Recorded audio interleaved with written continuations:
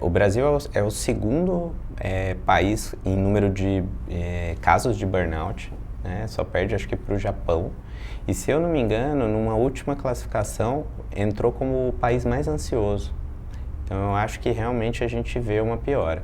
Eu trabalhava no setor de emergência, né, durante a pandemia e tudo mais, e o que eu observei? Um aumento muito grande de casos de crises de pânico, né?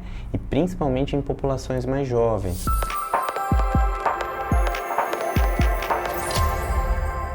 Olá, seja muito bem-vindo a mais uma edição, mais um episódio do Laudo Bom da Vida, na versão Talks, onde nós trazemos profissionais de saúde que são referência no mercado para discutir diversos assuntos que são de interesse geral, que lembra muito sobre saúde mental, prevenção ao suicídio.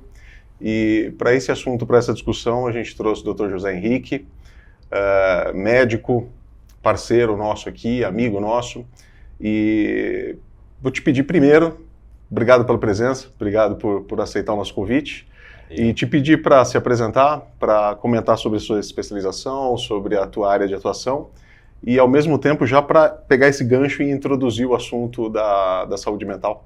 Beleza, obrigado pelo convite, prazer poder estar aqui. Eu sou médico, né? Sou clínico, me formei em 2012, 2011 e trabalhei muito tempo com emergência, parte de gestão, TI, e aí tive um burnout. Depois desse burnout comecei a me reinventar, né? Tinha até desistido da medicina, estava pensando em fazer outras coisas, e aí conheci a medicina de estilo de vida. E aí ali eu enxerguei uma esperança de recobrar mesmo o brilho nos olhos pela medicina, pelo cuidado. E aí fiz a especialização, fiz a pós-graduação do Einstein, fiz a certificação pelo American College de Lifestyle Medicine, venho estudando também o uso clínico dos produtos de cannabis e atuo dentro do IPQ, o Instituto de Psiquiatria do Hospital das Clínicas da USP, no PROMEV, que é um ambulatório de mudança de hábito e estilo de vida em saúde mental. Então a gente integra aí as duas partes, integra a medicina do estilo de vida com o cuidado em saúde mental. Então essa é uma dos locais que eu consigo atuar, que eu consigo estar junto, trabalhar com pesquisa e que me fez realmente encontrar um norte, um propósito dentro do cuidado. Legal, sabe que aqui em medicina preditiva e preventiva, a gente foca muito na saúde, não na doença, e principalmente nas questões relacionadas à longevidade. A longevidade saudável, fala-se muito sobre estender o tempo de vida, que é o lifespan, e fala-se ainda pouco sobre estender o tempo de vida com saúde, que é o health span. E a gente tem muito foco nisso, principalmente com a abordagem da redução da característica inflamatória do paciente, das modulações intestinais, da modulação epigenética. E, por vezes, acabamos falando muito pouco sobre como toda essa questão de longevidade e de preparo do paciente, ou nosso próprio, para uma vida mais longa e mais saudável, muito raramente a gente coloca o assunto da saúde mental embutido nisso. Então, como que você qualifica ou classifica a relação entre longevidade saudável e saúde mental? Eu acho que essa questão aí, esse gap realmente que você falou entre o lifespan e o health span está cada vez maior. Ou seja, as pessoas estão vivendo mais por causa dos avanços, né? Mas não estão vivendo com qualidade, né? Seja física ou mental. Então, para você pensar numa longevidade saudável, não é simplesmente você não ter nenhuma questão física, orgânica ali, né? Mas você ter realmente saúde mental. Porque o que seria saúde mental, né? É você ter habilidades para lidar com os estresses, com os desafios do dia a dia da melhor forma, né? Então, ter resiliência, ter uma autoestima legal, se sentir bem ali com a situação que você está e encarar, porque o próprio processo, né, de amadurecimento é um processo que tem ali situações que você precisa ter, estar com a saúde mental bem para você aproveitar e viver da melhor forma, né? Modelo transteórico da mudança.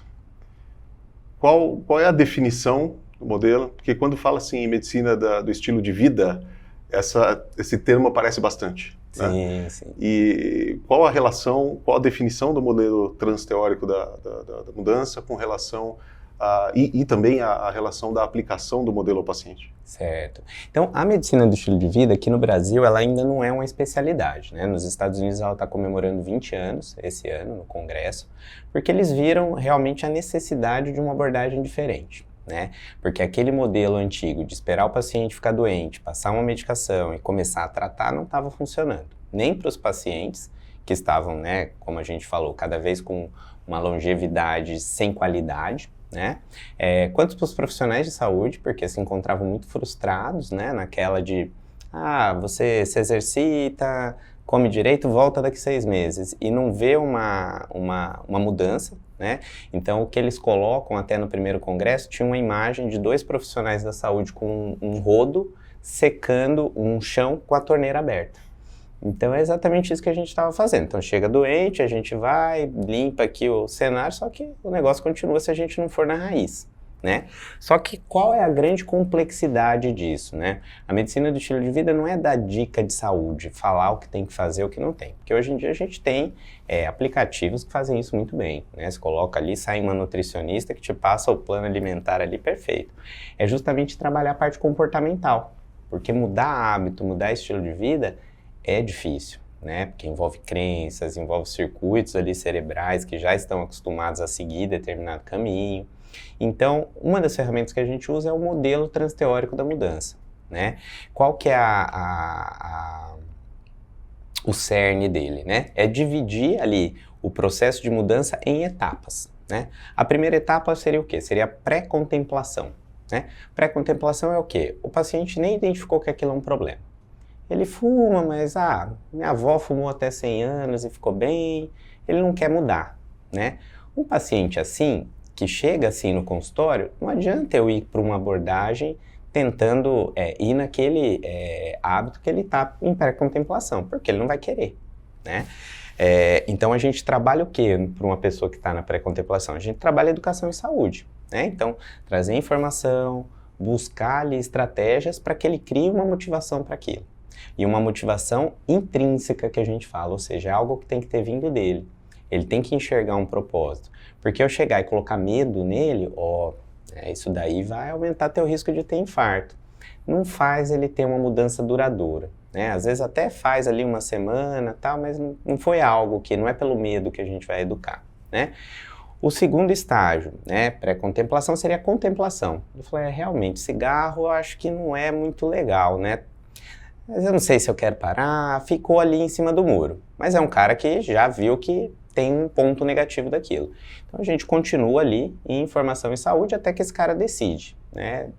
Decidiu, a gente vai para a preparação, que vamos ver, como que você vai parar? Em quanto tempo? Que estratégia que a gente vai usar? Como que você vai fazer? Qual que vai ser o plano ali de contingência se você for para uma festa e chegar alguém e te oferecer um cigarro? Então a gente cria o cenário para isso daí dar certo, né? Aí tem a ação, que é o cara em si executando, né? E a manutenção. E isso é um processo fluido, é até representado por uma espiral. Por quê? Você pode estar lá na manutenção e cair para uma pré-contemplação, passar um estresse na vida ou ter alguma condição. Então é um processo que a gente tem que estar constantemente ali Acaba avaliando. funcionando como um gatilho, né? Isso. Também essa mudança comportamental, imagino que deva passar pelo aprendizado de como reagir aos gatilhos. Né? Exatamente. É um trabalho de autoconhecimento, assim. Tanto que quando eu comecei a estudar medicina de estilo de vida e comecei a mudar as coisas em mim, foi um processo terapêutico. Minha pós-graduação eu falo, foi terapêutico, porque nas atividades a gente trabalha, né? A gente se coloca no lugar ali. E fui identificando várias coisas em mim, mudando. Então é realmente um processo de se conhecer, né? Comentou sobre a motivação intrínseca do paciente, né? Uma coisa que tem que partir do paciente, não de fora. Caso contrário, a adesão e a fidelização ao tratamento é baixa. Né? Sim. Nós temos aqui um sucesso muito grande quando nós trabalhamos as estratégias iniciais de curto, médio e longo prazo. Eu costumo falar muito sobre a desinflamação do paciente, porque a resposta, às vezes por dieta de exclusão, por exemplo, a resposta ela vem muito rápida. Em 1, 2 semanas, esse paciente já percebe alguma mudança. E às vezes essa mudança que o paciente percebe é um sintoma que ele nem sabia que tinha. né, que ele não associava com um alimento ou com alguma coisa no estilo de vida. E essa é exatamente o que você falou, conseguir mostrar para esse paciente um laudo e mostrar para ele de uma forma oficial, não uma opinião ou uma sugestão, como, por exemplo, fumar faz mal. Né? Mas, pegando o teu exemplo e o teu gancho do cigarro, é mostrar para ele o seguinte: teu exame genético deu uma altíssima suscetibilidade a problemas pulmonares. Então, assim, você vai continuar fumando? Né? Algumas ferramentas diagnósticas que a gente usa e que aumentam muito a adesão e a fidelização. E aí a gente vê que é o seguinte, faz uma exclusão de dieta. Esse paciente, a partir do momento que ele reintroduz um alimento específico, ele volta a ter aquele sintoma, já mudou o comportamento dele para o resto da vida. Ele nunca mais vai consumir aquilo e nunca mais vai ter sequer a vontade de consumir aquilo. Então acaba modulando também o comportamento. Né? Sim.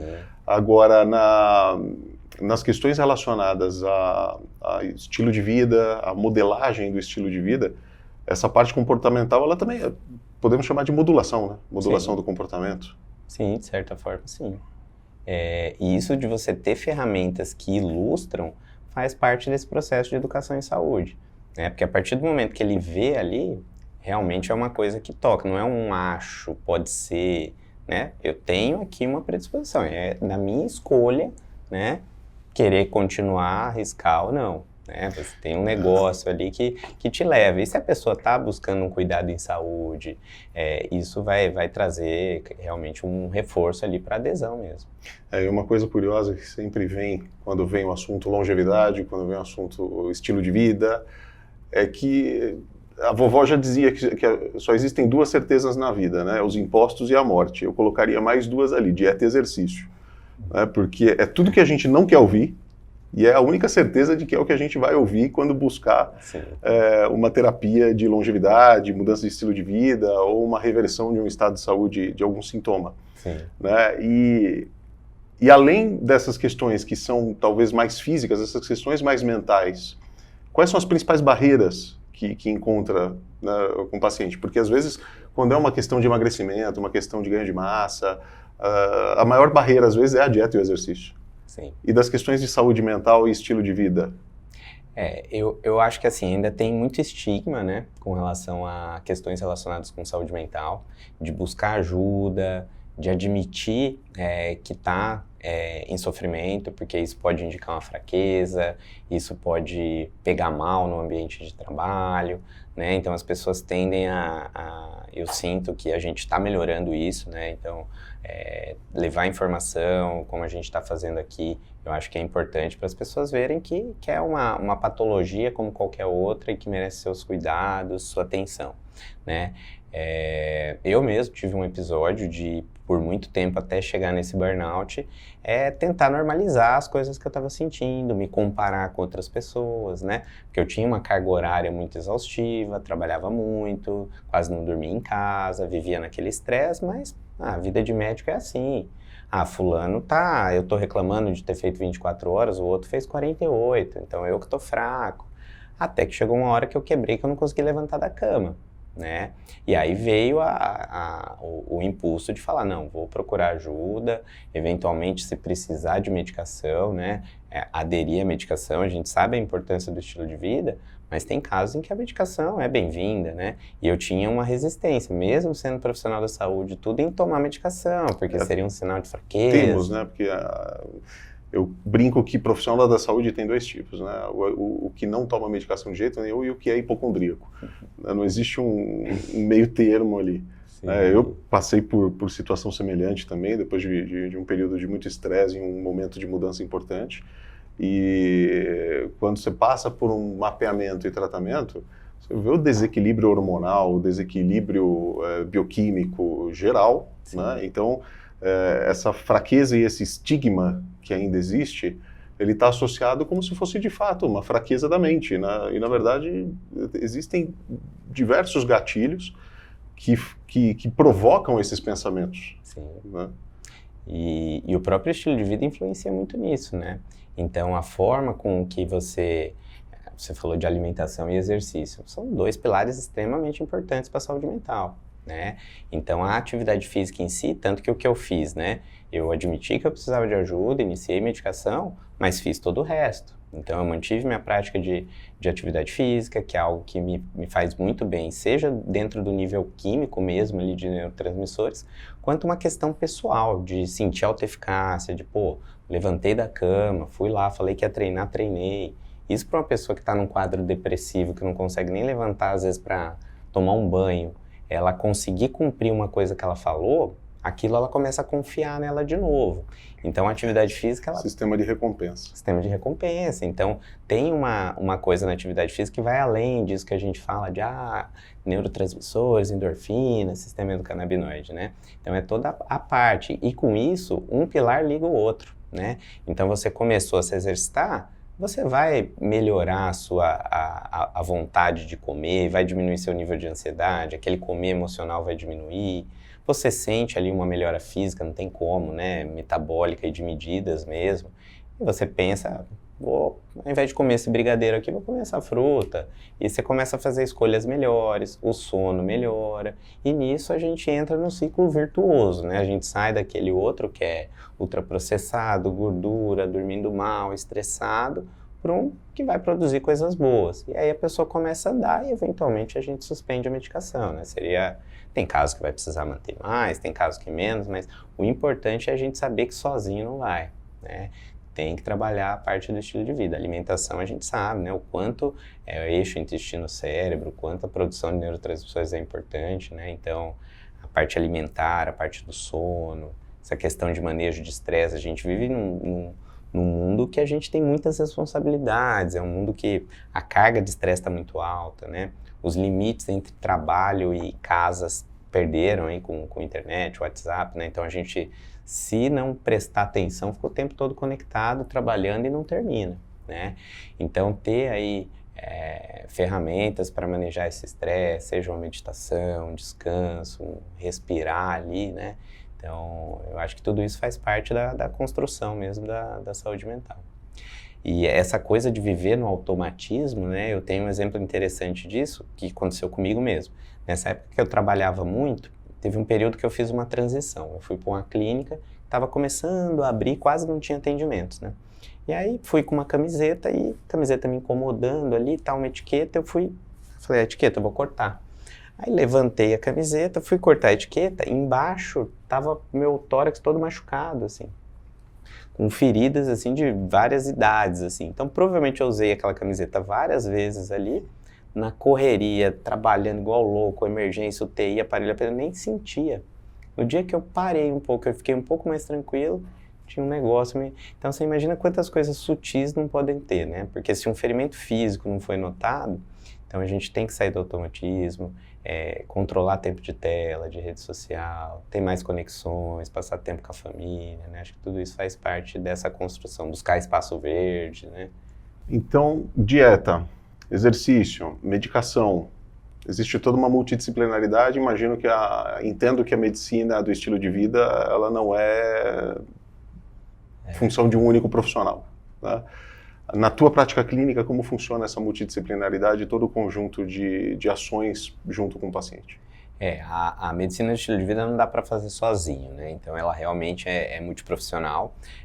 No meu time, né, eu tenho nutricionista, tenho fisiologista do exercício, fisioterapeuta, tem treinadores, né, que a gente conhece, que a gente consegue ter esse tipo de diálogo, psicólogo do esporte, tem uma gama aí a depender da pessoa. Então a gente tem psiquiatra, que é a psiquiatra do estilo de vida, né, que tem essa abordagem um pouco diferenciada, mas em geral ali o time para os casos mais convencionais seria nutricionista, o fisiologista e o médico. A gente mantém ali uma tabelinha, porque o cuidado, a visão de cuidado tem que ser a mesma, né? Porque não adianta nada a gente fazer uma consulta, olhar a vontade de cada paciente, trabalhar de uma forma não diretiva, prescritiva, né? Como é tradicionalmente, e um outro profissional não entender esse tipo de linguagem, né? Então, é importante ter essas pessoas no time que ajudam o resultado a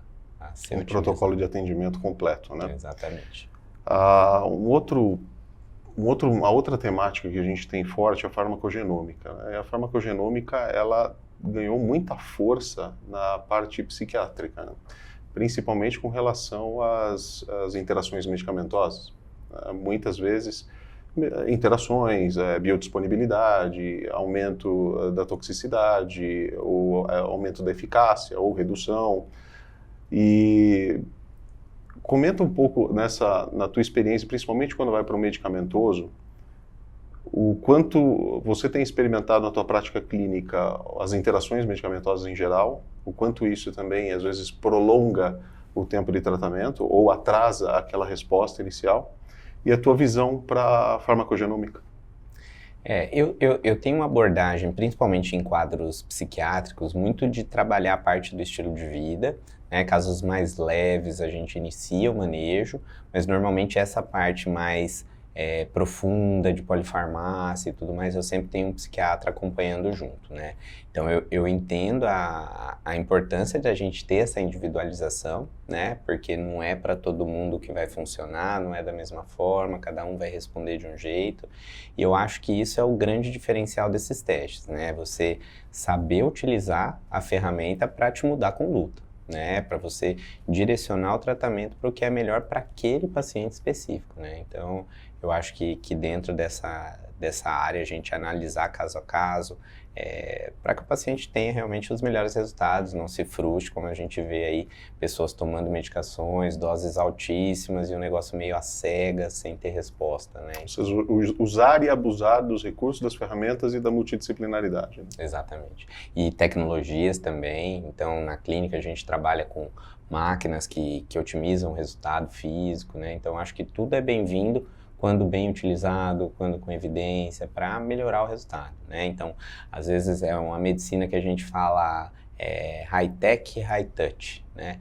Então, tem a questão do olhar no olho, do tempo de consulta, do entender o que o paciente está falando e tem usar o que tiver de tecnologia, né? Então, a medicina do estilo de vida é uma abordagem tradicional, né? Então, se tiver indicação de um tratamento específico de uma dislipidemia medicamentosa, a gente vai fazer. Se tiver indicação de uma cirurgia, né, a gente não vai falar para o cara meditar na hora que ele estiver infartando, né? A gente vai tratar, vai fazer cateterismo. Então, assim, a gente usa tudo que existe de moderno para otimizar os resultados, mas enxergando essa individualização do cuidado, da atenção, da escuta ativa, que faz toda a diferença,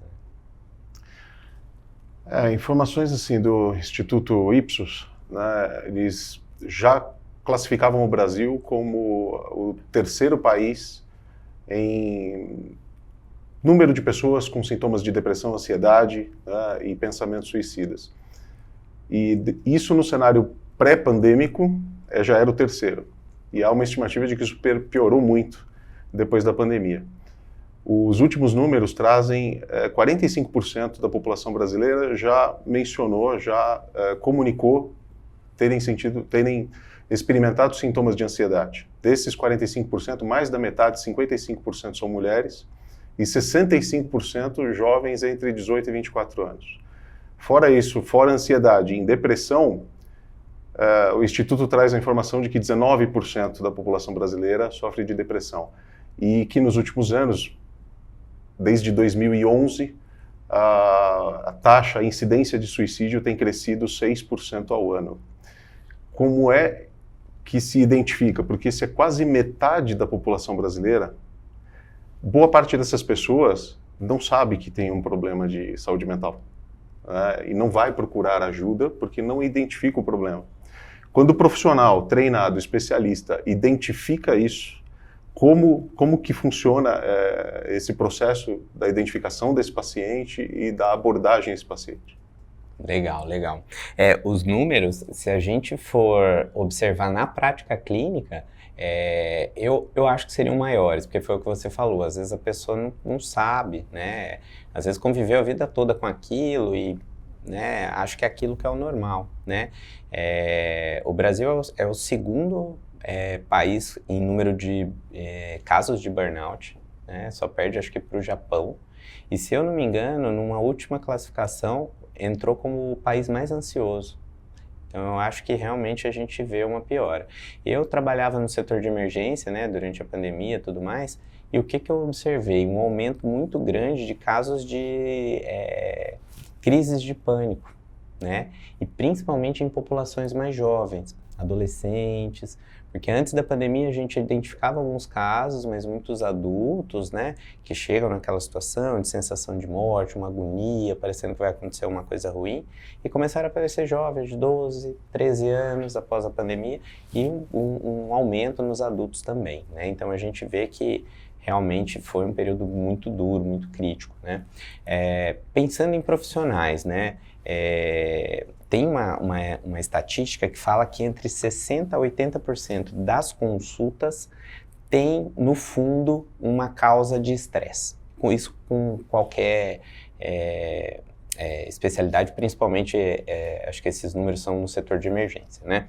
Então, qualquer profissional consegue identificar ali alguns sinais e iniciar um manejo, uma conversa ou encaminhar para um especialista, né? Então, a mulher que está passando, por exemplo, no ginecologista para fazer uma rotina, ela vai falar que o sono não está legal, que ela está com irritabilidade com o esposo, ou que perdeu o interesse em determinadas coisas. Um que vai no endócrino, talvez, também pode ter essas queixas. Então, eu acho que com atenção, com cuidado, dá para a gente notar que tem um desvio ali da normalidade, que pode estar evoluindo para um quadro patológico, né?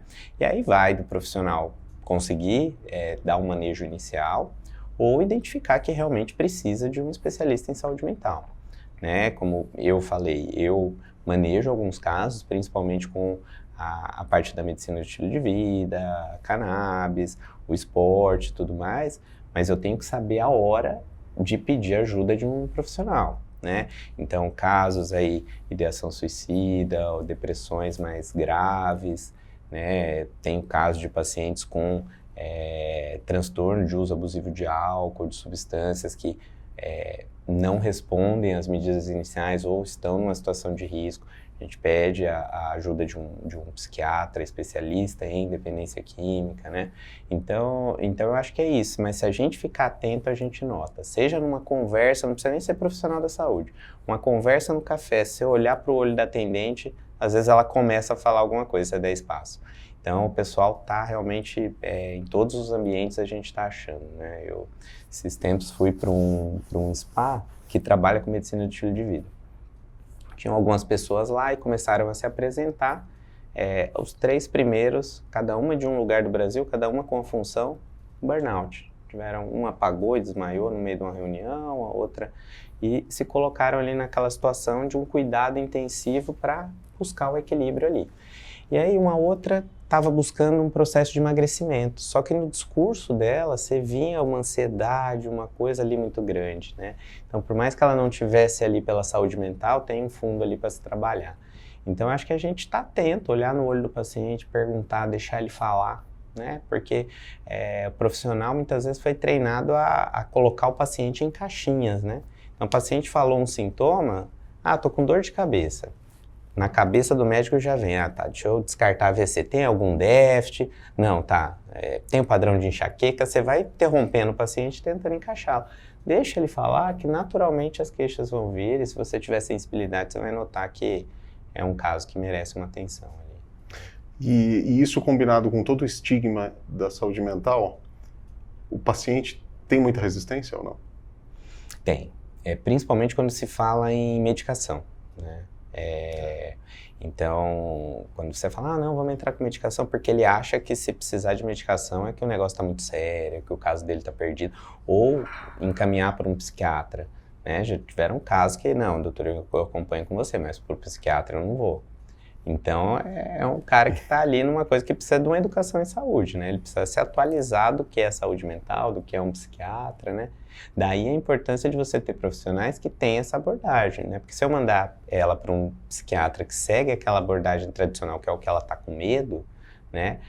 Realmente ela não vai aderir. Então eu tenho profissionais, psiquiatras que têm uma abordagem muito voltada para o estilo de vida, para esse cuidado, para essa atenção, e aí acaba o paciente se mantendo lá.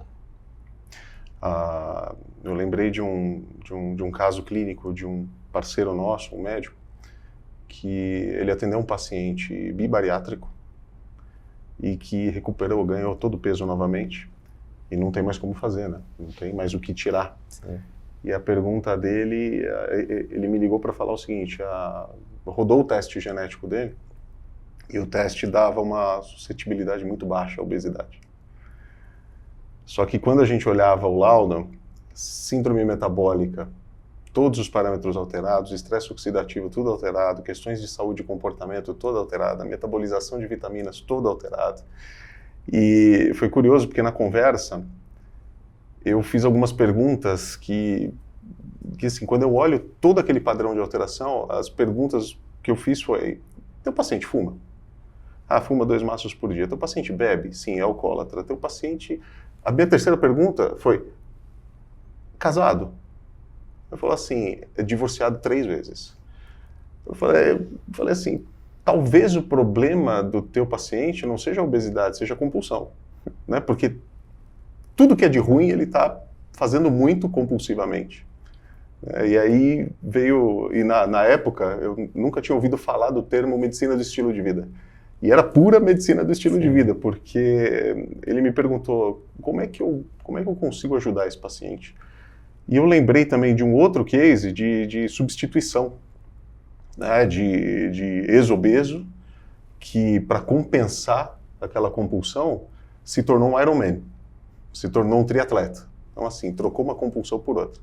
E eu acabei comentando sobre trocar uma compulsão por outra, né? E o paciente se resolveu, trocou, de fato ele achou uma nova compulsão, e essa nova compulsão foi pedalar das 11 da noite até as 3 da manhã, até as 3 da madrugada, todos os dias. E achou um grupo que acompanha junto. Então foi curioso, eu nunca tinha ouvido falar sobre o termo de medicina do estilo de vida, mas por tudo que você me explicou hoje, foi um processo de modulação. Né? É isso. Você ouviu o paciente e viu que fazia sentido ali, né? É essa atenção, né?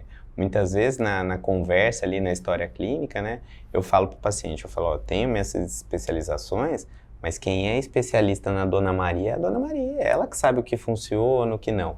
Mas esse cuidado que você teve aí de olhar e falar, meu, tem alguma coisa aí, como que é o comportamento dele, para onde que vai? E trazer essa informação para o paciente, porque ele talvez não tivesse percebido. E o detalhe é que eu não tenho anamnese, eu não tenho nenhuma informação do paciente, não tenho histórico familiar, o histórico comportamental, eu não tenho absolutamente nada. Eu acabei sendo provocado por uma inconsistência absurda no laudo. Falou, como assim, né? Da onde que pode estar vindo essa... E existe algum gatilho, existe alguma provocação que ali vai se resolver. De fato, utilizou da medicação, né? Era importante naquele momento, sim, mas achar uma nova motivação, sim, aquela motivação intrínseca, foi o que de fato fez diferença na vida do paciente. Você direcionou ali uma força que ele tem, porque a força dele é o quê? É de se dedicar, focar e fazer um negócio de forma direta. E ele foi para a bicicleta, né? E o que tem? Tem uma coisa também que chama teoria da autodeterminação, que fala sobre as necessidades básicas do ser humano, né? São 3 necessidades. E isso ajuda com que a pessoa adote um hábito ou mantenha. Então ela tem que ter autonomia, então ela tem que escolher. Então você pode ir direcionando ali, ó, e você não acha que você poderia gastar essa energia de outra forma? O que você pensa de uma bicicleta, de um crossfit? Não, a bicicleta para mim talvez funcione. Foi uma autonomia, ele que escolheu, não fui eu que falei, ó, vai na academia, né?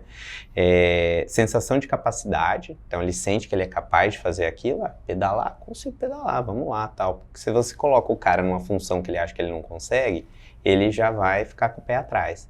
E a outra é essa questão da socialização que você citou. Ele criou um grupo, se sentiu pertencente, encontrou pessoas que têm a mesma coisa, e engatou e foi embora.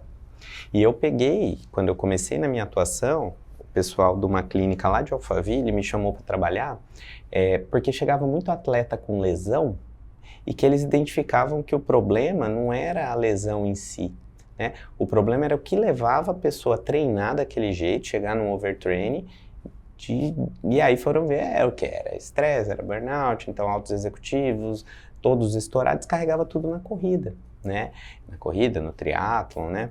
Então, por isso que é você encontrar um propósito, uma motivação, né? O esporte, ele pode ser uma baita ferramenta para você crescer, se conhecer, se desenvolver, só que se ele tiver mal encaixado, ele vai ser mais uma carga, mais um problema, né? Então, eu já tive problema de me relacionar com a corrida mal, né? De colocar ela ali como uma forma de preencher um espaço e não dá certo. Tudo que é demais faz mal, né? Isso a gente consegue também observar, por exemplo, na genética esportiva, quando a gente cruza todos os dados e as variantes para a genética esportiva, tudo que você comentou, a gente avalia também. Então, ciclo circadiano, estresse oxidativo, síndrome metabólica, está dentro do painel de genética esportiva, né? Sim, e faz todo sentido a gente olhar isso para o cara fazer escolhas melhores, né? Porque às vezes o cara escolheu um tipo de esporte, tá indo e o negócio não vai, o cara se dedica e treina isso e aquilo, se alimenta. O que que é? Porque você tem sua individualidade, às vezes você tem o teu tipo de fibra específica, você é um atleta mais de explosão do que de força, então às vezes você está encaixado no lugar errado, né? Então eu já vi um cara que virou ultramaratonista, que o treinador inicial dele queria que ele corresse distância curta, mas ele tinha um perfil totalmente de endurance, o cara ia aquecer depois de 30 quilômetros. Então, assim, uma coisa que o outro que inveja. Que inveja, né? Então, ele tinha esse funcionamento. Você vai botar ele para prova curta? Não vai, né? Então, vai de você analisar e ver, né? Questão alimentar, né? Determinados tipos de suplementos, você vai absorver melhor, vai lidar melhor, vai responder melhor ou não. Então, é a gente fazer o detalhe fino ali, né? E isso otimiza resultado, né? Não tem como. Um recado para profissionais de saúde, principalmente profissionais clínicos, com relação à medicina de estilo de vida? Eu acho que quem não conhece ainda, conheça, porque a medicina de estilo de vida ela se aplica em qualquer especialidade, né? Um cardiologista, um endócrino, qualquer um pode aplicar, né? Para facilitar a adesão do paciente, melhorar seus resultados, melhorar sua sensação de propósito, né? Então, no Brasil, nós temos o Colégio Brasileiro de Medicina de Estilo de Vida, que é um dos maiores do mundo, está bem organizado. A gente vai ter o congresso agora em novembro, em Florianópolis.